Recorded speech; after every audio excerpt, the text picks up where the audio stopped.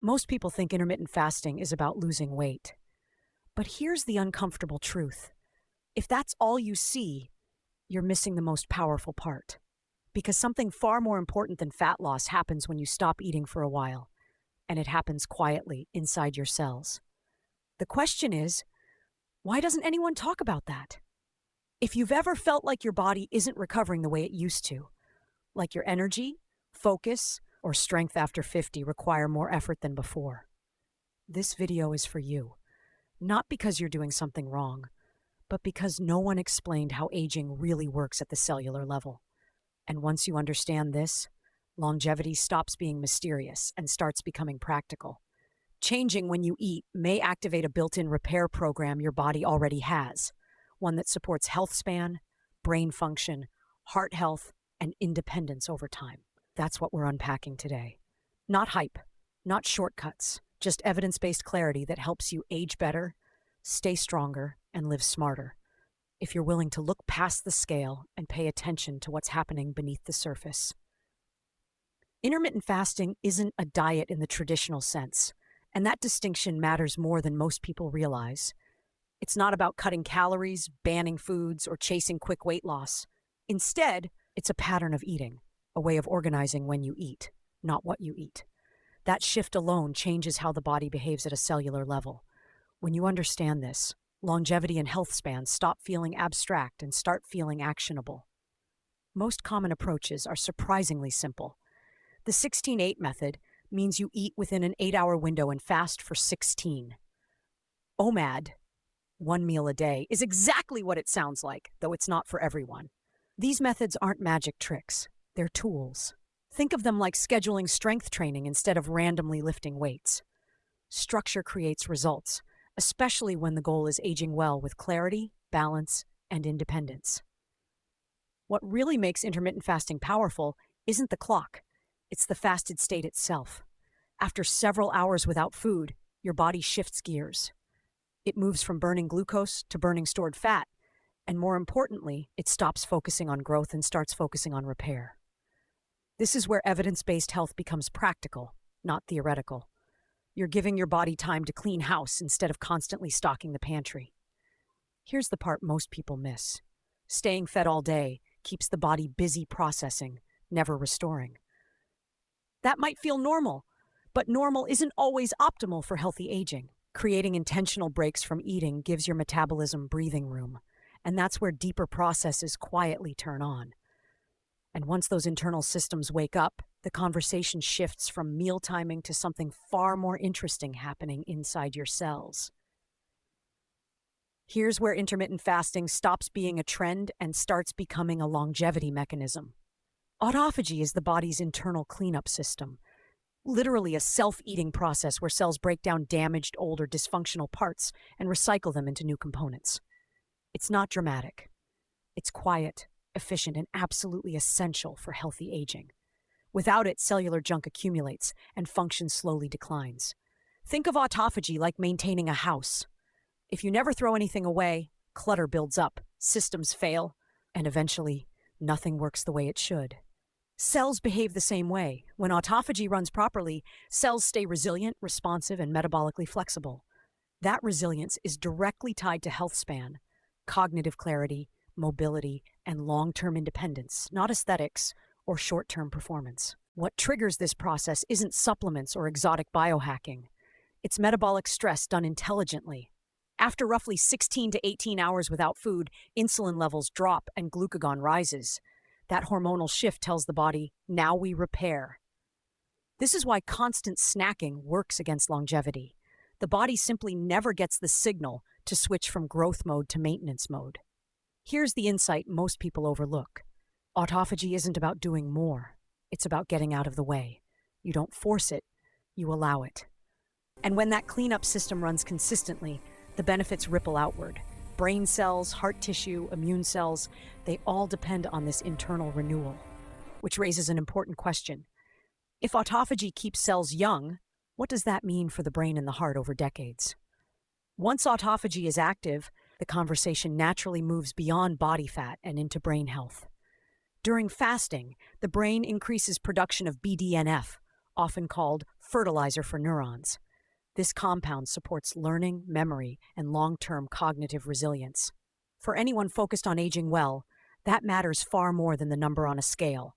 A sharper brain supports balance, decision-making, and independence as the years add up. Cardiovascular health is another quiet win. Research consistently shows improvements in blood pressure, triglycerides, and cholesterol markers with structured intermittent fasting.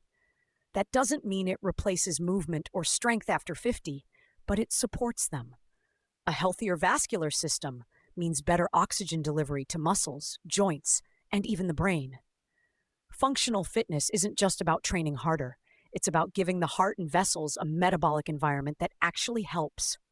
Then there's inflammation, the slow, invisible driver behind most chronic disease. Low-grade chronic inflammation quietly erodes mobility, balance, and quality of life over time. Intermittent fasting helps calm this internal noise by reducing inflammatory signaling at the cellular level. Less inflammation means joints that feel more cooperative, recovery that feels easier, and daily movement that feels less like a negotiation. Here's the bigger insight. These benefits stack: brain, heart, immune system. They don't operate in isolation. When metabolic health improves, everything else becomes easier to maintain. And once you see fasting as a lever for whole body function, the next logical step becomes obvious. How do you start without overdoing it? The smartest to start intermittent fasting is also the least exciting. Go slow. Most people don't need dramatic changes. They need consistency. Beginning with a 12-hour fasting window, simply stopping late-night snacking, is often enough to create early metabolic benefits. This approach respects the body's rhythm and supports healthy aging without stressing the system. Longevity isn't built through shock. It's built through repeatable habits.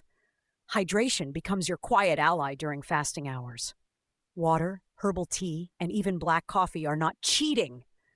They're support tools. Staying hydrated helps manage hunger signals and keeps energy stable, especially for those focused on mobility, balance, and functional fitness. A simple habit like keeping a water bottle nearby can be the difference between feeling restricted and feeling in control. Breaking the fast matters more than most people think. The first meal sets the tone for muscle preservation, blood sugar stability, and overall health span. Prioritizing protein. Eggs, Greek yogurt, fish, alongside healthy fats and fiber creates a smoother metabolic transition. This isn't about perfection. It's about sending the body a clear signal that nourishment supports strength after 50, not inflammation. Here's the key insight. Intermittent fasting works best when it feels boringly sustainable. If it disrupts sleep, mood, or daily function, it's not serving longevity. Once the basics feel easy, curiosity naturally creeps in. What happens if fasting is paired with movement or timed more intentionally? Once intermittent fasting feels natural, optimization becomes a question of timing, not intensity. One of the most interesting strategies is light exercise during the fasted state.